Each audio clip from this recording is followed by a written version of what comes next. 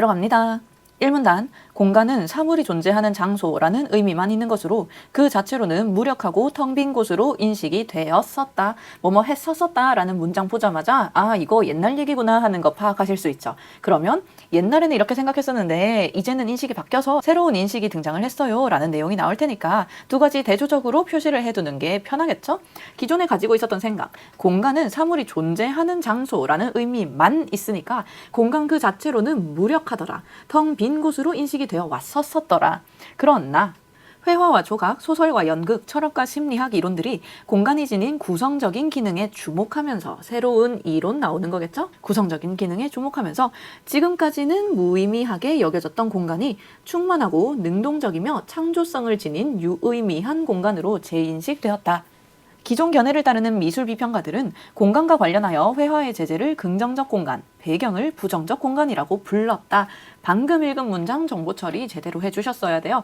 기존 견해에 대한 내용인데요. 우리 분명히 그전에는 공간을 가지고 무력하고 텅 빈 곳으로 인식되었다. 의미가 없는 것으로 인식을 하였다라고 얘기가 시작이 되었었잖아요.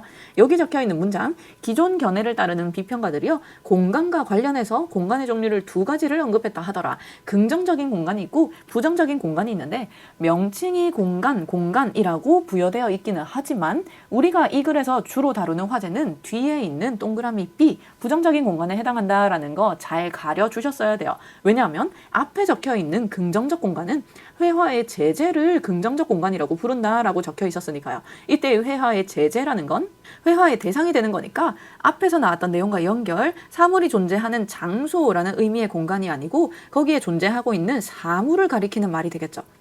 까지 괜찮을까요? 회화의 제재는 그 공간에 존재하는 사물, 어떠한 대상을 가리키는 거니까 A에서 얘기하는 긍정적 공간이라는 표현은 진짜 이 글에서 다루는 공간이 아니고요. 그냥 그 대상, 어떠한 실체가 있는 사물을 가리키는 말이 되는 거고요. 우리가 이 글에서 다루는 화제인 공간은 그 뒤에 있는 배경을 가리킨다. 그러니까 그 기존의 견해는요. 그러한 공간을 부정적인 공간, 아무런 의미가 없고 무력하고 텅 빈 곳으로 간주를 했다 하더라랑 같은 맥락이 되는 거죠. 동그라미 B, 부정적 공간 체크해 주셔야 돼요. 그런데 재인식된 공간은 배경 그 자체가 다른 요소들과 마찬가지의 중요성을 지닌 것으로 긍정적이고 적극적인 기능이 있음을 의미한다는 점에서 긍정적 부정공간이라고 부를 수 있다. 이제 그 뒤에 이어졌던 이 문장 제대로 이해하실 수 있겠죠. 아니나 다를까 공간에 대한 재인식을 했는데 이때의 재인식은 배경을 가지고 얘기를 하고 있다는 점 전혀 이상하게 여기시면 안 돼요. 이 문단, 회화에서 대기에 대한 인상을 표현함으로써 텅 빈 곳으로 인식되던 공간에 의미를 부여한 인상파 화가들은 그러면 인상파는 새로운 인식을 반영한 화가들이네요. 인상파 화가들은 이러한 긍정적 부정 공간을 통해 이전의 관습과 첨예하게 대립하였다. 계속해서 기존의 인식과 새롭게 바뀐 인식 대조하면서 읽어주는 게 중요해요. 인상파 화가들은 태양빛, 안개, 황혼 등의 배경을 섬세하게 표현하면서 이들을 제재와 융합하였다. 배경을 그리면서 제재, 그 대상이 되는 것과 융합을 하려고 하였다더라. 배경이 가지고 있는 의미를 점점 강조하고 있구나라고 생각해 주시면 되겠네요. 모네는 인상파 화가 중에 하나겠죠? 모네는 시간대와 계절을 달리하며 루앙 대성당 연작을 그렸는데 이 그림들에서는 공간과 빛이 화면을 주도하고 있어서 제재인 대성당을 능가하는 것처럼 보이기도 한다. 주의하셔야 돼요. 제재인 대성당을 능가했다는 게 아니고 그 전까지는 무시되던 공간과 빛, 이 공간과 빛이 다른 말로 하면 그림의 배경이 되겠죠. 이 배경이 오히려 화면을 주도하고 있어서 제재인 대성당만큼의 중요성을 띠게 되었다라고 이해를 해주셔야 돼요. 바로 앞에 문장에서 배경을 섬세하게 표현해서 제재와 융합을 한 게 인상파다라고 시작을 했으니까요. 구스타프 클림트의 작품에서도 배경의 긍정적 기능에 대한 이와 비슷한 생각을 찾아볼 수 있다. 클림트가 1904년과 1908년 사이에 그린 초상화 세 작품에서 배경에 있는 기하학적인 무늬들은 제재인 인물 못지않게 관람자의 시선을 끈다. 계속해서 배경이 제재 못지않게 중요도를 가지게 되었다라는 같은 말 반복. 회화에서 공간은 입체파에 이르러 하나의 구성적 요소로서 완전히 자리 잡았다. 기존까지는 인상파에 대한 내용이었는데요. 지금부터 입체파라는 새로운 미술 학파가 나왔으니까 표시는 네모로 다르게 해 놓을게요. 하지만 계속해서 지금 동그라미와 네모한 이 두 학파는 배경을 무시했던 기존 입장과 대조된다라고 편가르기를 잘 해주셔야 돼요. 브라크는 입체파에 해당하는 화가겠죠? 브라크는 공간에 대상과 동일한 색, 질감, 실질성을 부여하고 공간과 대상을 거의 구별할 수 없게 뒤섞어 버렸다. 계속해서 공간, 배경의 중요성, 배경이 가지고 있는 의미가 커지고 있다 하는 거 이해해 주시면 돼요. 브라크의 노르망디 항구에서 바다와 하늘 그리고 그려진 대상들 간의 공간들은 대상으로서의 등대, 부두, 배, 돛과 동일하게 조각난 요소들로 표현되어 있다. 지금 읽은 문장에서 가장 중요한 키워드는 동일하게가 되겠죠. 배경과 제재, 그 대상을 동일하게 표현을 하였다. 브라크는 입체파의 매력에 대해 자신이 감각한 새로운 공간을 구현하는 것이라고 언급하였다. 자연 안에서 감촉할 수 있는 공간을 발견한 그는 대상 주변에서 느껴지는 움직임, 지형에 대한 느낌, 사물들 사이의 거리를 표현하고자 했다. 지금 내가 밑줄 그은 이 표현들이요, 전부 다 제재, 대상이 아니라 그 주변에 있는 배경을 가리키는 표현들이다 하는 거 잘 이해해 주셔야 돼요. 그림에서 그리고자 하는 제재가 되는 대상이나 사물 그 자체가 아니라 그 주변, 그리고 그것과 그것 사이에 있는 것들, 다른 말로 하면 배경과 공간의 중요성을 강조했다. 3문단, 회화에서 대상과 공간의 관계는 음악에서 소리와 침묵의 관계로 치환해 볼 수 있다. 지금까지는 회화 얘기였고요. 지금부터는 음악 얘기를 시작하겠다는 거네요. 지금까지 대상과 공간이 어떤 관계를 맺고 있는가에 대한 내용이었던 것을 지금부터는 소리와 침묵이 어떤 관계를 맺고 있는가로 치환을 한다 했으니까 대상이 소리에 해당하고 공간이 침묵에 해당하는구나 라고 대응을 잘 시켜주셔야 되고요. 음악에서 침묵은 소리와 리듬을 인식하기 위한 요소이다.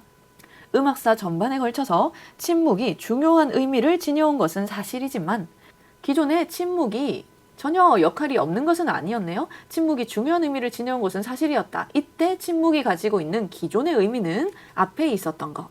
소리와 리듬이라는 음악에서의 대상을 인식하기 위해서 침묵이 의미를 가지고 있었다로 생각을 해주셔야 되고요.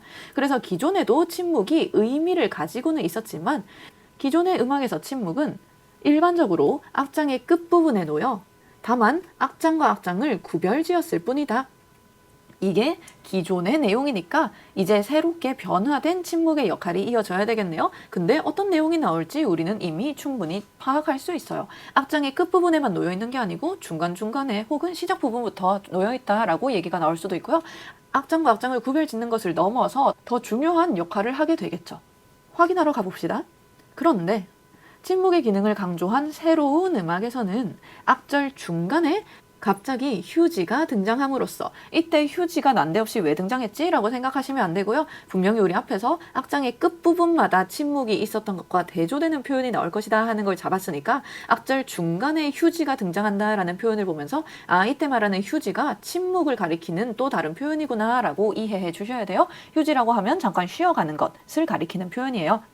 악절 중간중간에 휴지라는 침묵이 등장함으로써 침묵이 음악 구성에서 더욱 강력한 역할을 수행하게 만들었다. 드뷔시의 목신의 오후 전주곡은 말라르메의 시 목신의 오후에서 받은 느낌을 음악으로 표현한 것이었다. 플루트 독주의 음들은 목신이 걷다가 멈추고 멈추었다가 다시 출발하는 발걸음처럼 들린다. 근데 우리가 지금 중요하게 여겨야 되는 건 중간중간에 등장하는 침묵, 휴지니까요.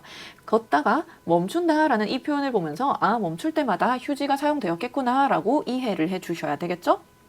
특히 악절 중에 나타나는 휴지들을 통해 목신의 움직임을 인상적으로 표현하고 있다. 마지막 문장이 이런 식으로 이어지는 게 너무 지극히 당연한 흐름인 거죠. 4문단, 현대음악의 작곡가들은 사상 유례가 없을 정도로 의식적으로 그리고 두드러지게 침묵을 사용하기 시작했다. 지금부터는 현대음악, 마찬가지로 침묵을 적극적으로 활용한 음악이지만 현대음악이라고 해서 시대가 구별이 되는 것 같으니까 네모로 표시를 해놓을게요. 근데 아까 회화에서와 동일한 거예요. 세모와 동그라미 네모, 이 둘은 한 편이고요. 세모랑 대조된다. 관계성 제대로 잡아주셔야 돼요. 로저 셰턱은 스트라빈스키의 1910년 작품 불새의 피날레에는 음악 작품에서 찾아보기 힘든 몇 번의 침묵이 들어있다고 지적했다. 그러면 침묵을 두드러지게 사용을 한 건 스트라빈스키라는 작곡가가 되겠네요. 침묵은 긍정적인 부정적 시간이다 라고 적혀 있는 거 전혀 새로운 내용 아니죠? 1문단에서 미술에서 공간, 배경을 긍정적 부정 공간이라고 얘기를 했던 거랑 그대로 연결지으시면 되죠. 회화에서 공간이 가지고 있는 의미가 음악에서 침묵이 가지고 있는 의미와 동일하다라고 얘기했으니까 여기에서의 침묵이 긍정적 부정적 시간에 해당한다.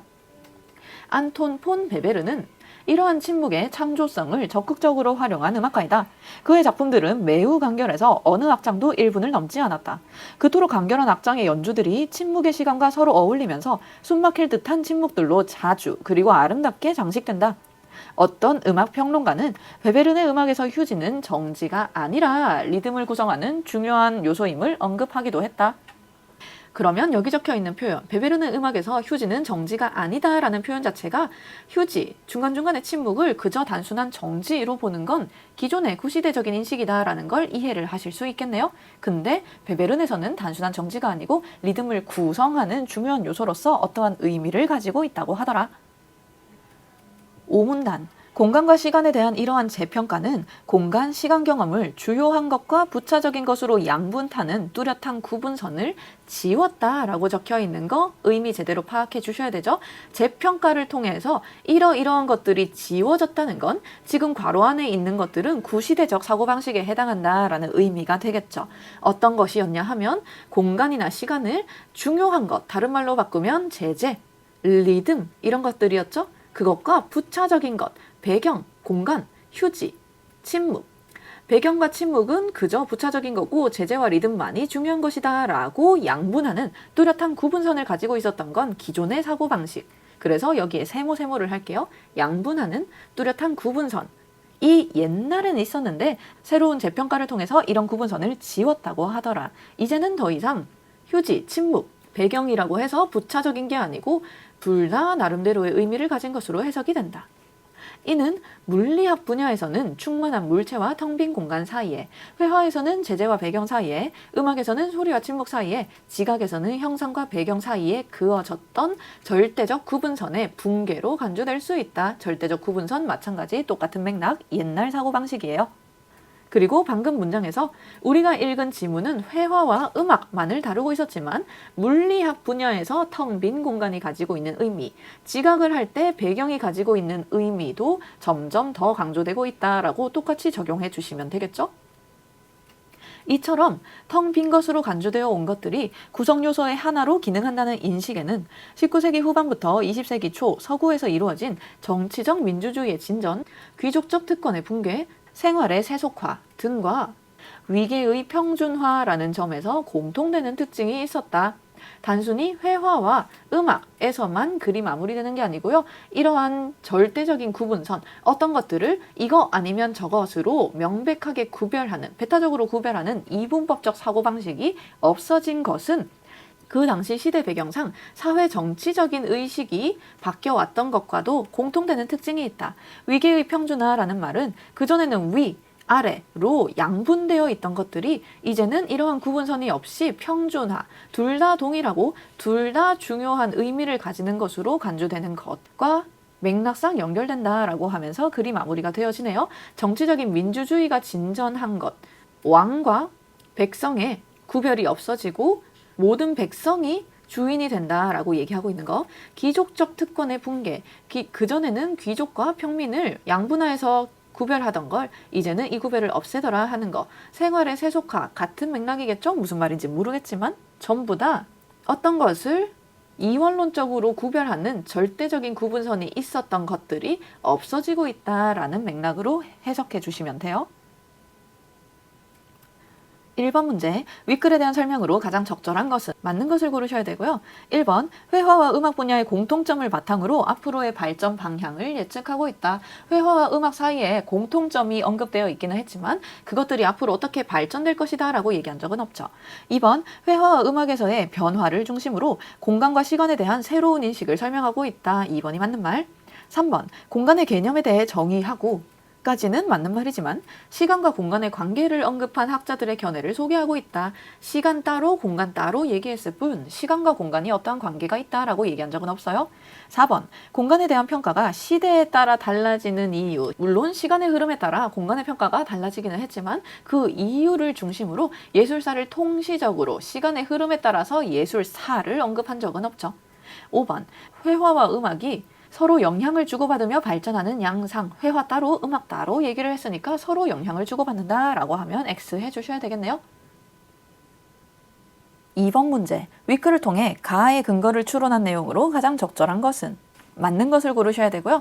1번 예술작품의 변화가 정치사회적 현실을 바꾸는 힘으로 작용했기 때문에 마지막 5문단에서 예술에서 이런 변화가 일어난 것들이 정치사회적인 변화와 공통되는 특징이 있다라고 언급하기는 했지만 예술이 정치사회에 어떤 영향을 미쳤다라고 적혀 있진 않았기 때문에 X 해주셔야 돼요. 2번 공간과 시간이 지닌 긍정성과 부정성의 양면적 특성을 파악하였기 때문에 가는요 그 전에 양분하던 구분선을 지운 거거든요. 근데 여기에서 양면적 특성을 이제 와서 파악했다라고 얘기하면 이거는 과거의 기존의 사고방식에 해당하는 설명이니까 X 해주셔야 돼요. 3번 공간이 지닌 시간적 특성을 시간이 지닌 공간적 특성을 발견하였기 때문에 시간 따로 공간 따로라고 얘기했어요. 시간과 공간을 이렇게 연결하시면 안 된다. 4번 기존의 관습에서 벗어나 예술이 지닌 형식이 아닌 내용에 주목했기 때문에 기존의 관습에서 벗어난 것까지는 맞는 말이지만 그렇다고 해서 형식이 중요한 게 아니라 내용이 중요하다 이런 내용이 나왔던 건 아니니까 X 해주셔야 되고요. 그래서 정답이 5번 덜 중요하게 여겨지던 것. 미술의 경우 배경이었고요. 음악의 경우 침묵이었죠. 그것에 새롭게 가치를 부여하여 그 위상을 높였기 때문에 그 두 개를 중요한 것, 부차적인 것으로 양분하는 구분선이 사라졌구나. 5번이 맞는 선지. 3번 문제. A에서 C에 대해 이해한 내용으로 가장 적절한 것은? A는 긍정적 공간, B는 부정적 공간, C는 긍정적 부정 공간이었고요. 여기에서 긍정적 공간이라는 표현이 있긴 하지만 이것은 대상, 제재를 가리키는 말이었다 하는 거 기억나시죠? 그래서 우리가 읽은 글의 화제는 기존에는 부정적으로만 여겨졌던 배경에 대해서 이제 그 긍정적인 가치를 인식하고 긍정적인 부정 공간으로 인식을 하더라 하는 이게 중요한 포인트였어요. 맞는 것을 골라주셔야 되고요. 1번 A와 달리 B, C는 공간의 창조적 기능을 중시하고 있다. C가 공간의 창조적 기능을 중시하는 건 맞지만 B는 기존의 편협한 사고방식에 해당하는 거였죠. 2번 B와 달리 A, C는 제재가 회화에서 핵심 요소임을 전제하고 있다. 제재가 되는 대상이 회화에서 가장 핵심이 된다라고 얘기한 건 기존의 견해니까요. A와 B가 이러한 주장을 펼쳤을 테니까 C가 여기 적혀 있으면 안 되고요. B와 달리라는 표현도 잘못했다 하는 거 이해하실 수 있으시겠죠? 3번 C와 달리 A와 B는 배경과 제재가 위계를 지니고 있지 않음을 드러내고 있다. 배경이나 제재나 위계가 없어요. 마지막 5문단과 연결하셔야 되죠. 둘 다 중요한 의미를 가지고 있어요 라고 얘기하는 건 C가 될 테니까요. C와 달리 A, B가 아니라 A, B와 달리 C로 바꿔주셔야 되겠죠. 4번 A, B와 달리 C는 배경이 지닌 유의미성을 부각하고 있다. 4번이 태클 걸 데가 없네요. 정답. 5번 A, C와 달리 B는 주요한 것과 부차적인 것에 대한 구분을 전제하고 있다. 주요한 것과 부차적인 것에 대한 구분을 전제하고 있는 건 A도 마찬가지였으니까 A와 달리가 틀린 부분이네요. 4번 문제. 윗글을 읽고 보기의 사례를 이해한 내용으로 적절하지 않은 것은? 틀린 것을 고르셔야 되고요. 보기. 공간과 대상의 질적 차이를 없애고 서로 침투하는 방식을 보여준 작품으로 브라크의 바이올린과 물병이 있는 정물이 있다. 브라크 나왔고요. 공간과 대상의 차이를 없앴다라고 얘기했으니까 기존 견해가 아니라 새로운 인식을 바탕으로 하고 있는 작품이죠. 그리고 이하에 이어지는 보기 쭉 읽어보시면 중요하게 체크해야 하는 부분은 이 부분, 대상인 바이올린과 공간을 확실히 구별하기 어렵다 정도만 체크해 주시면 되고요. 공간과 대상을 거의 구별할 수 없게 그렸던 브라크구나 라는 걸 파악하셨으면 선지 내려갈게요. 1번, 브라크는 새로운 공간을 구현해냄으로써 대상을 압도하는 공간의 가치를 극대화한 것이겠군.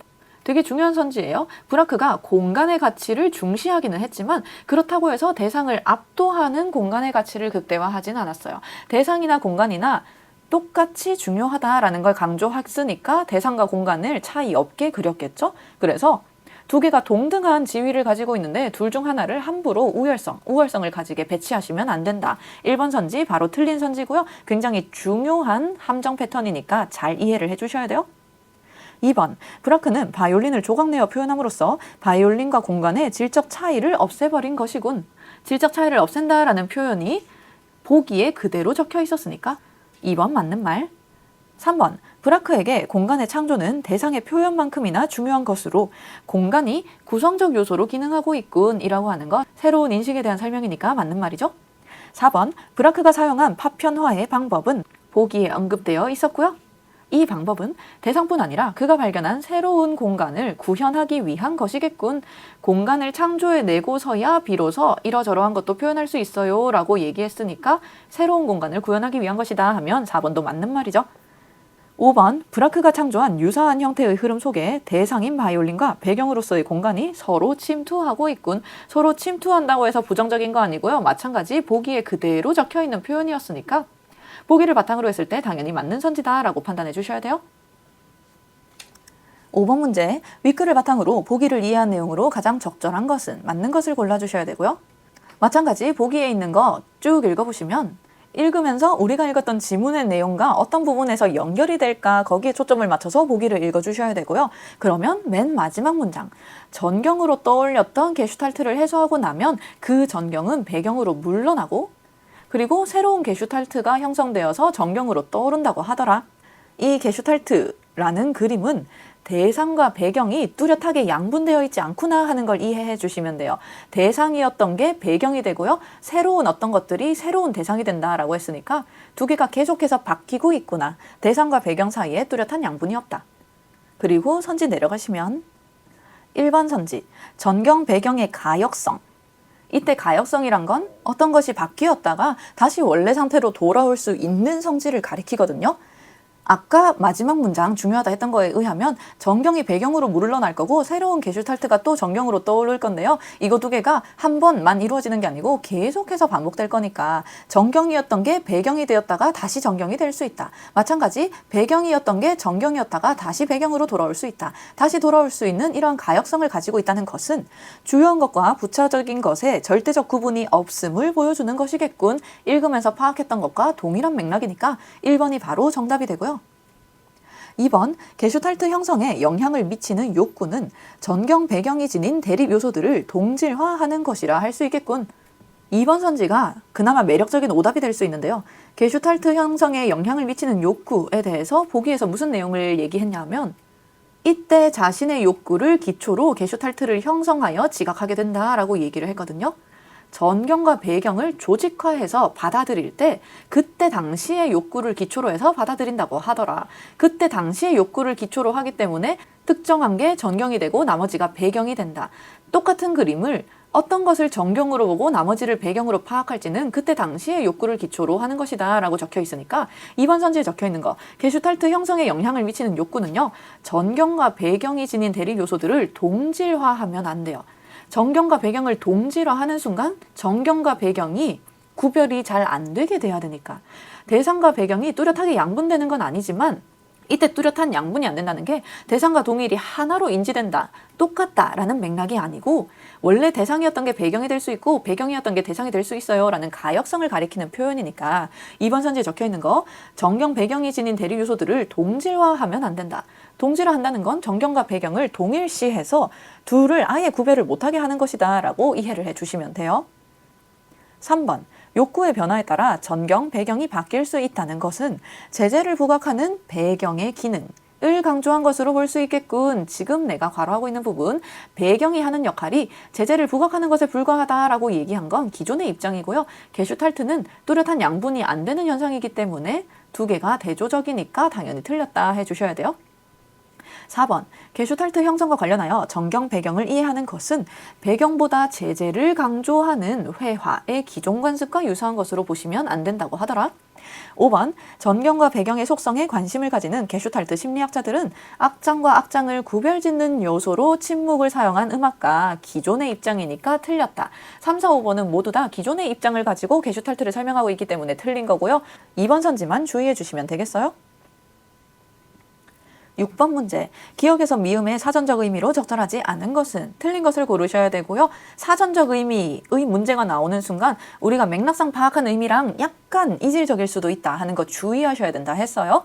그야말로 그 단어가 보통 사전적인 의미로 어떻게 정의가 되어 있을지를 생각을 해주셔야 되고, 정답인 3번만 얘기를 하자면 표현되다에 대한 사전적 의미로 가리켜져 볼 수 있게 되었다가 있는데, 가리켜져서 볼 수 있게 만든다는 건 지시하다에 대한 설명이니까 두 개가 틀리다 하는 거는 쉽게 이해하실 수 있을 것 같아요. 표현되다는 그야말로 그냥 나타내지는 거지 어떤 것을 가리켜서 볼 수 있게 하는 것은 아니다. 여기까지 이 지문 설명 마무리하도록 할게요. 고생했어요.